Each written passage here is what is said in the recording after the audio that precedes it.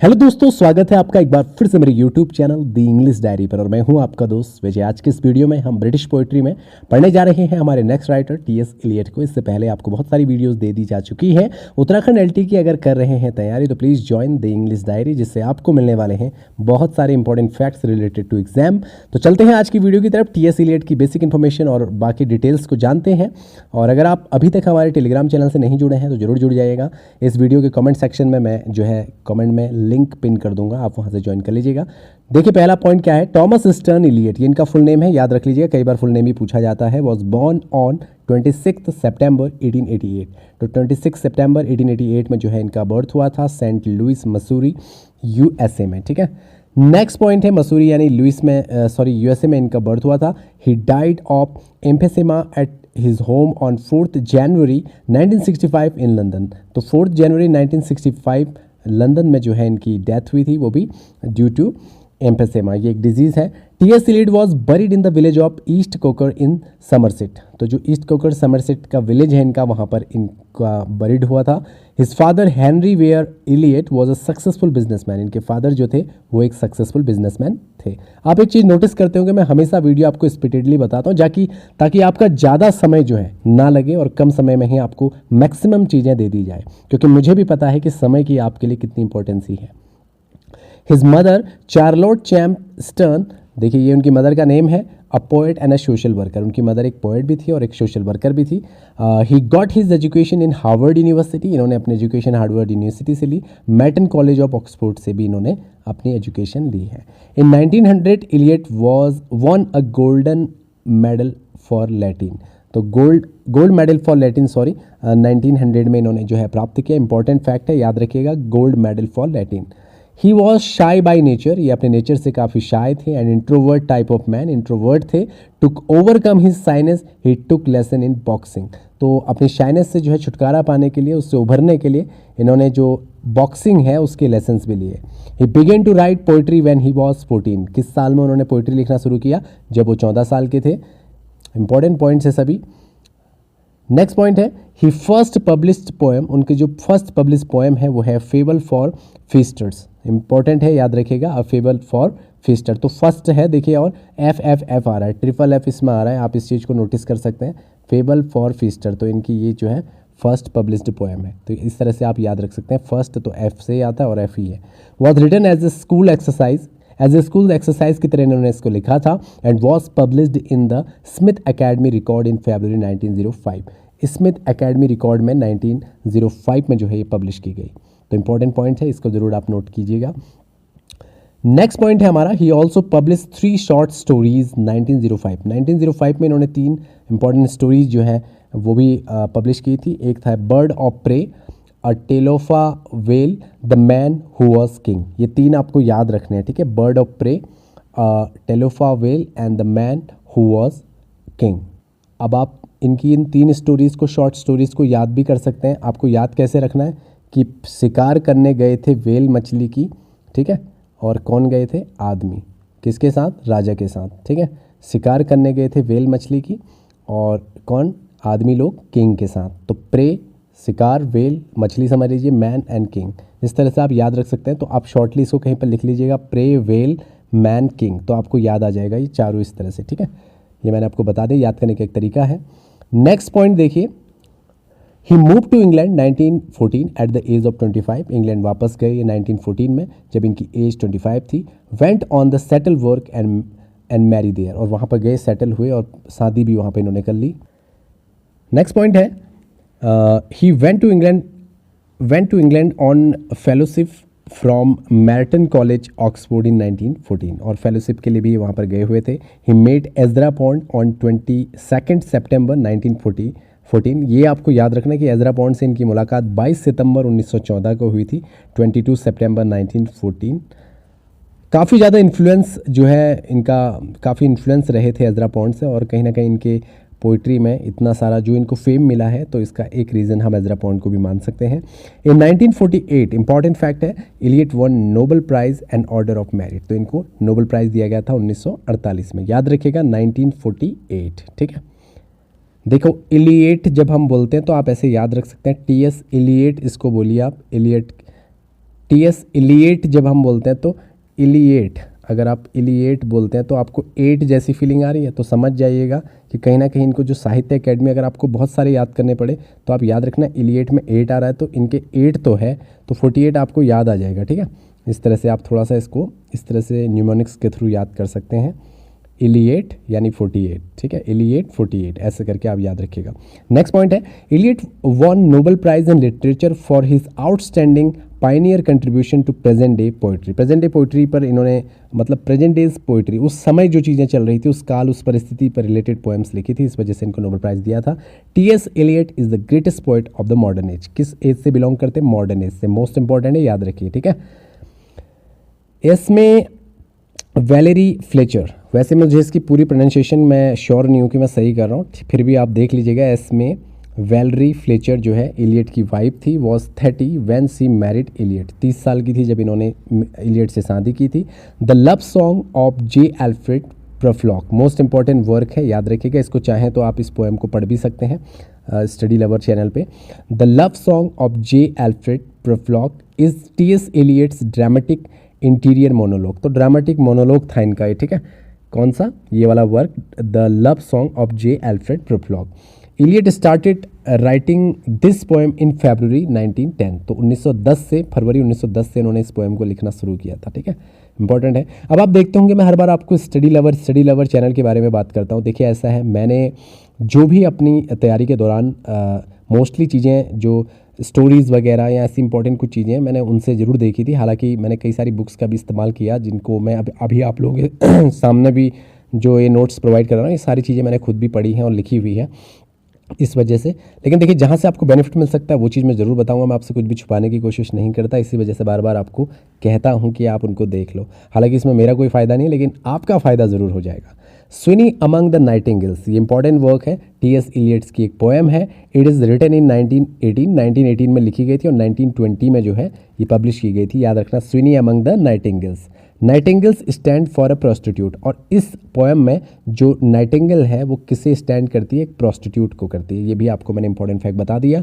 In Sweeney among the nightingales, Sweeney is a modern sexual degraded and uprooted urban person. एक uprooted urban person थी। ठीक है, ये तो ये पॉइंट भी आप याद रखना। ठीक है, मतलब इसको, इसमें आपको याद क्या रखना है कि जो स्विनी अमंग द नाइटिंगेल है, Swinney is a modern sexually regarded and uprooted urban person. कोई अर्बन पर्सन था ये। ठीक है, आप इसको शहरी कोई व्यक्ति समझ सकते हैं। अपरूटेड मतलब पता नहीं है ख़ानदान वगैरह का, और सेक्सुअली डिगार्डेड मतलब पूरी तरह से जो है यौन अपमानित, यौन चीज़ों से, मतलब सेक्सुअली कुल मिला के ये काफ़ी ज़्यादा अपमानित व्यक्ति था। ठीक है, इस तरह से यहाँ पर बताने की कोशिश की गई है, तो इसको आप इसी तरह से देख लीजिएगा। Eliot has taken the title from Elizabeth Barrett Browning's Bianca among the nightingales. और उन्होंने ये जो टाइटल लिया, ये कहाँ से लिया? ब्राउनिंग के बियंका अमंग द नाइटिंगेल्स से लिया। कौन सा टाइटल? इसके जस्ट ऊपर जो हमने पढ़ा है, स्विनी अमंग द नाइटिंगेल, ये कहाँ से लिया उन्होंने? ब्राउनिंग के एक work Bianca among the Nightingale से लिया। ठीक है, इस तरह से इसको याद रखिएगा। The epigraph of the poem is the Aeschylus Agamemnon, it contains 40 lines. ठीक है, इसका जो एपिग्राफ है इस पोएम का, वो जो है एस्किलस एग्मेनन से लिया गया है, जिसमें 40 लाइन्स हैं। The hollow man, most important है, याद रखिएगा। Is T S Eliot's poem, it published in 1925। Hollow man, ठीक है, हॉलो मैन 1925 में लिखा गया। इट कंटेंस 98 लाइन, इसमें 98 लाइन्स की ये जो पोएम है। ठीक है, hollow man. Shakespeare has also mentioned hollow man in Julius Caesar. Shakespeare ने जो है ये हॉलो मैन वर्ड अपनी जूलियस सीजर वाले जो वर्क हैं उसमें मेंशन किया हुआ। ये भी आपको याद रखना है। कहाँ से लिया बोलेंगे तो समझ जाना, शेक्सपियर की हॉलो मैन जूलियस सीजर में लिखी हुई इस पंक्ति से इन्होंने अपना title the hollow man poem लिखी थी। ठीक है, नेक्स्ट है portrait of a lady is a Eliot's poem. ये भी एक इलियट की पोएम है, portrait of a lady. It is written in 1910 and 11 और पब्लिश हुई थी 1915 में। ठीक है, कौन सी? Portrait of lady. It is finally published in the volume Prufrock and other observation of 1970। और फाइनली जो है ये एक वॉल्यूम में आई थी, प्रोफ्रॉक एंड अदर ऑब्जर्वेशन, जो कि 1917 में पब्लिश हुई थी। Its title from Henry James novel portrait of lady. तो जो इसका टाइटल है वो हेनरी जेम्स के पोर्ट्रेट ऑफ लेडी से लिया गया है। वैसे मैं आपको बता दूं खुशवंत सिंह ने भी अब पोर्ट्रेट ऑफ लेडी जो है लिखा हुआ है, तो कई सारे लोगों ने लिखा हुआ है। इन्होंने पोएम लिखी हुई है, किसी ने प्ले लिखा हुआ है, किसी ने शॉर्ट स्टोरी लिखी हुई है, ठीक है। तो लेकिन यहाँ पर हमें ये चीज़ बताई जा रही है आपको कि पोर्ट्रेट ऑफ लेडी जो है इलियट की जो पोएम है वो कहाँ से उसका टाइटल लिया गया है, हेनरी जेम्स के नोवेल पोर्ट्रेट ऑफ लेडी से लिया गया है। प्रेल्यूड्स इज़ इलियट्स पोएम। देखो प्रेल्यूड के बारे में हमने कहीं और भी पढ़ा था, बताइए कहाँ पढ़ा था, कमेंट बॉक्स में बताइएगा। प्रेल्यूड एक पोएम भी है इनकी, ठीक है। It contains 54 lines, it is written in words में लिखी गई है। It is in 4 part which are irregular, और इरेगुलर 4 पार्ट्स में जो है लिखी गई है प्रेल्यूड। एक पोएम है जो कि टी.एस. इलियट ने लिखी है, ठीक है। कई बार कन्फ्यूजन होती है तो याद रखिएगा ये पोएम है। द वेस्टलैंड मोस्ट इंपॉर्टेंट है, it is important poem of T S. Eliot. It is epic poem, इसको एपिक पोएम भी कहा जाता है, ठीक है। किसे, द वेस्टलैंड को। 434 लाइन्स इसमें लिखी हुई हैं और ये फ्री वर्ड्स में लिखी हुई है। 2-3 चीज़ें इसमें आपको पता चल गई। सबसे पहले द वेस्टलैंड टी.एस. इलियट ने लिखी हुई है, एक एपिक पोएम है, 434 लाइन्स हैं और फ्री वर्ड्स में लिखी गई है और पब्लिश कब हुई है, 1922 में। सारी चीज़ें इंपॉर्टेंट है, याद रखिएगा। The poem the Waste Land first appeared in Criterion UK in October and the Dial USA in November. तो देखिए सबसे पहले जो ये अपेयर हुई थी किस में हुई थी, द क्रिटेरियन में हुई थी यूके में, और अक्टूबर में जो है द डायल में यूएसए में, सॉरी थोड़ा सा मैं इसको देख लेता हूँ। हाँ, तो अक्टूबर में जो है द क्रिटेरियन जो है वो अक्टूबर में जो है द क्रिटेरियन में पब्लिश हुई थी द वेस्टलैंड, और नवंबर में जो है द डायल यूएसए में पब्लिश हुई थी, ठीक है, या अपेयर हुई थी। Allen Tate called this poem a music of ideas. Allen Tate ने इसको क्या कहा है, इस पोएम को, इस वर्क को अ म्यूजिक ऑफ आइडियाज़ कहा है। मोस्ट इंपॉर्टेंट लाइन है, ठीक है। फिर से मैं एक बार बोल देता हूँ, थोड़ा सा इसमें थोड़ी हल्की कन्फ्यूजन हो गई। देखिए the poem the Waste Land first appeared, सबसे पहले अपीयर्ड कहाँ हुआ, द क्रिटेरियन में, वो भी किस महीने, अक्टूबर में, ठीक है। और द डायल में नवंबर में ये जो है अपीयर हुआ था, और एलन टेट ने इसको कहा था अ म्यूजिक ऑफ आइडियाज़। नेक्स्ट देखिए यहाँ पर अब इम्पोर्टेंट फिर कुछ पॉइंट्स हैं जिनको आप देखेंगे अटेंटिव होके।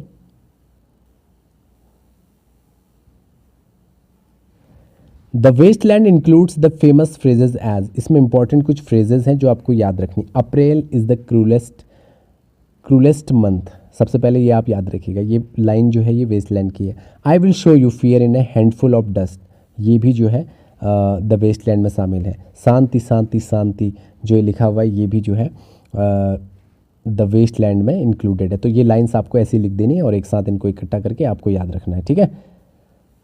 नेक्स्ट पॉइंट है the poem the Waste Land is divided into 5 section. Most important है, 5 सेक्शन में इसको डिवाइड किया गया है। इसका फर्स्ट सेक्शन है the burial of the dead, a game of chess, the fire sermon, death by water, what the thunder said. ये 5 आपको याद रहनी चाहिए, कई बार इनका ऐसे सीरियल भी पूछता है, ठीक है। पहला कौन सा था, दूसरा कौन सा था, रीअरेंज करने के लिए भी आ जाता है, तो आपको याद रखना है। अच्छा देखो आप इसको याद कैसे रखोगे, वैसे मैंने जब इसको याद किया था किस तरह से याद किया था, किसी व्यक्ति की मौत हो रखी थी, वहाँ लोग चेस खेल रहे थे, ठीक है, तो अचानक से वहाँ आग लग जाती है और कुछ लोग उसमें पानी छिड़क देते हैं और फाइनली क्या होता है, वहाँ थंडर आ जाता है, ठीक है, जोर जोर से जो है गरजना होने लगती है। और दूसरे तरीके से मैंने इसको याद किया था, अगर आपको ऐसे याद हो कि एक बरियल में लोग गए थे, ये लोग वहाँ गेम खेल रहे थे, गेम था आग का। 3 चीज़ें आपको याद हो जाएंगी। बरियल में कुछ लोग गए थे और उन्होंने क्या खेला, गेम। गेम किस चीज़ का था, फायर का। उसके बाद क्या हुआ कि जो डेथ पर्सन वहाँ पर है वो अचानक से थंडर करने लगा।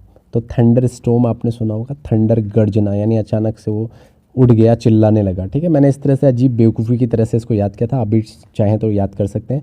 फिर से मैं आपको एक बार और रिपीट कर देता हूँ, क्या पता आपको आइडिया आ जाए कि कुछ लोग बरियल में गए थे, वहाँ गेम खेल रहे थे, गेम था आग का, तो जो डेथ पर्सन अचानक से उड़ जाता है और ज़ोर ज़ोर से थंडर करने लग जाता है। तो इस तरह से आप इसको याद करेंगे तो मे बी आपको इस सीरियल में याद हो जाए, ठीक है। या फिर अगर आप ऐसा ना चाहें तो आप सीधे सीधे इस तरह से इन स्टेप्स को याद कर लीजिए। Dead, chase, fire, water, thunder, in 4 words, in 5 words को याद रख लीजिए। Dead, chase, fire, water, thunder, ठीक है। ऐसे भी आप इसको याद कर सकते हैं, ऐसे भी याद करेंगे तब भी आपको इसका बनाना आ जाएगा कि क्या क्या चीज़ें जो है डिटेल में है। The poem the Waste Land begins with April is the cruellest month. तो ये जो पोएम है इसकी स्टार्टिंग इन लाइन से होती है, April is the cruellest month, and and with shanti shanti shanti, और इसका अंतिम लाइन जो है वो शांति शांति शांति से ख़त्म है, ठीक है। 4 क्वार्टेट्स 1942 में is a set of 4 poems. ये 4 क्वार्टेट्स करके इनकी एक सीरीज आई थी पोएम की, समझ लीजिए। तो इसमें 4 पोएमों का संकलन था, जैसे burnt, Norton, dry, salvage, east Crocker and little गिडिंग। तो ये आपको याद रखनी है। वैसे तो यहाँ से ज़्यादा क्वेश्चंस अभी तक आए नहीं, लेकिन फिर भी आपको याद रखना है जो 4 क्वार्टेट्स थे इनके 1943 में वो कौन कौन से थे। तो Burton, Norton and salvage, east Crocker and little गिडिंग। तो इस तरह से आपको इसको याद रखना है। ये 4 क्वार्टेट्स फिर से रिवाइज हो गया मुझसे, दोबारा रिपीट हो गया। देखिए नेक्स्ट देखिए, एस वेडनेसडे, ठीक है, इसको वेंसडे भी बोलते हैं, आप सभी को पता होगा। Ash Wednesday is Eliot's long poem of 6 parts, 6 parts में था ये, बहुत लॉन्ग पोएम है। The title refers to the first day of the month of Lent. तो first day of the month of Lent को इसमें से इसका टाइटल लिया गया है। नेक्स्ट देखिए, it is also referred as his conversation poem. इसको कन्वर्सेशन पोएम भी कहा जाता है। इट इज़ रिलीजियस पोएम, इसे रिलीजियस पोएम भी कहा जाता है। तो ये सारी चीज़ें आपको इसमें याद रखनी है। इस बात को फिर से ध्यान में मैं आपको करा दे रहा हूँ कि जो टाइटल रेफर्स है इसका month of land, month of land यानी उधार का महीना, इस तरह से इसको रेफ़र किया गया है फर्स्ट डे को। नेक्स्ट जो यहाँ पर है नेक्स्ट है T S. Eliot got Nobel prize 1948। अभी मैंने आपको बताया था T S. Eliot was awarded US presidential medal of freedom. इनको US presidential medal of freedom में मिला था 1964 में। T S. Eliot first volume of poems appeared in 1917 में, फर्स्ट वॉल्यूम ऑफ पोएम इनके आए थे। The collection was Prufrock and other observation, और एक कलेक्शन इनका आया था the Prufrock and other observation, ठीक है। नेक्स्ट देखिए, वर्क ऑफ इलियट्स, कुछ इंपॉर्टेंट वर्क्स इनके हैं। Prufrock and other observation 1917, it has 12 poems, इसके अंदर 12 पोएम्स थी। फर्स्ट वन वॉज, जो सबसे पहली है, कौन से वर्क, प्रिफ्लॉक एंड अदर ऑब्जर्वेशन 1917 वाला जो कलेक्शन है उसमें टोटल क्या है 12 पोएम्स हैं, जिसमें जो सबसे पहली पोएम है the love song of J Alfred Prufrock, ये है, ये आपको याद रखना है, ठीक है। ये फर्स्ट वर्क है इनका। नेक्स्ट जो है कलेक्शन पोएम 1920 में इसमें 2 चीज़ें इंपॉर्टेंट हैं, इनको आपको याद रखना, Gerontion and Sweeney among the nightingales. ये कलेक्शन पोएम 1922 में आए थे। और कुछ और इम्पॉर्टेंट पोएम्स हैं, जैसे द वेस्टलैंड 1922 में 434 इसमें जो है टोटल लाइंस थी। द हॉलो मैन 1925 में डिसाइडेड इनटू 5 पार्ट्स, 5 पार्ट्स में जो है लिखी हुई थी। नेक्स्ट सॉरी, यहाँ पर एक कन्फ्यूज़न है, द वेस्टलैंड जो है वो 344 लाइंस में थी और 5 पार्ट्स में थी, और यहाँ पर जो हॉलो मैन है वो 1925 में पब्लिश हुई थी। एरियल पोएम्स भी इन्होंने लिखे थे कुछ 1927 टू 1954। एरियल पोएम याद रखना किसने लिखे थे, टी.एस. इलियट ने। फेमस पोएम जो है इसमें इनकी क्या है, मैक्राविटी द मिस्ट्री ऑफ कैट, ये आपको याद रखना है। जर्नी ऑफ द मैगी भी इसी में है, इंपॉर्टेंट है क्योंकि सिलेबस में है आपके एमए वगैरह में या ग्रेजुएशन टाइम पे। जर्नी ऑफ मार्गी, सॉरी मैगी बोल रहा हूँ, जर्नी ऑफ मार्गी है। और मैकारविटी जो है द मिस्ट्री ऑफ कैट, ये भी इंपॉर्टेंट है। टोटल 7 पोएम है इसमें एरियल पोएम्स में, याद रखना, ठीक है। लेकिन मैंने आपको 2 ये जो इंपॉर्टेंट बताए इनको आप ज़्यादा फोकस करना, ठीक है। मैकरविटी द मिस्ट्री कैट और जर्नी ऑफ द मैगी, ठीक है। तो 7 पोएम्स इसमें, 2 इंपॉर्टेंट मैंने आपको बताई थी जो सबसे ज़्यादा फेमस है। नेक्स्ट कुछ इंपॉर्टेंट पोएम्स है। एज वेडनेसडे 1927 में पब्लिश हुई थी। 4 क्वार्टेट्स 1943 में। स्विनी एगोनेटिस जो है वो 1933 में 4 पोएम्स इसमें इंक्लूडेड थी। नेक्स्ट देखिए, अब मैं इंपॉर्टेंट पोएम्स बता रहा हूँ जिनको आपको याद रखना है डेट के साथ। द रॉक याद रखना 1934 में पब्लिश हुई थी। और नेक्स्ट इसमें जो है मर्डर इन कैथेड्रल 1935 इंपॉर्टेंट है। द फैमिली रीयूनियन ये भी 1939 में। देखो रीयूनियन 9 आ रहा है, रीयूनियन 9 आ रहा है तो याद रखना 9 आता है रियूनियन में। तो 1939 मैंने बहुत सारे 9 वाले ऐसे ही याद रखे थे। द कॉकटेल पार्टी 1949 में। द एल्डर स्टेटमेंट 1959 में। द कॉन्फिडेंशियल क्लर्क 1954 में। नॉन फिक्शन जो है, नॉन फिक्शन का एक वर्क है इनका important, Hamlet and his problem, जो कि 1999 में आया था, ठीक है। ये मोस्ट इंपॉर्टेंट है। तो आज की इस पार्ट में फिलहाल हमने इतने सारे इंपॉर्टेंट फैक्ट्स पढ़ लिए। उम्मीद है कि आप सभी लोगों के लिए काफ़ी हेल्पफुल रहेंगे। कहीं कहीं पर पढ़ने में थोड़ी सी कन्फ्यूजन हो जाती है और पूरे दिन बोलने की वजह से कई बार जुबान लग जाती है, तो इसलिए उसके लिए सॉरी। बाकी आप लोग नोट्स को पढ़ लें, ठीक है। कई बार ऐसा होता है कि प्रोनाउंसिएशनल प्रॉब्लम हो जाती है, तो आप उसको प्लीज़ करेक्ट कर लीजिएगा। तो फिलहाल आज की वीडियो में इतना ही, मिलते हैं नेक्स्ट वीडियो में। और नेक्स्ट वीडियो में और important facts related to T S. Eliot हम लेके आएंगे। तो चैनल में अगर आप नए हो तो सब्सक्राइब ज़रूर कीजिएगा और कमेंट ज़रूर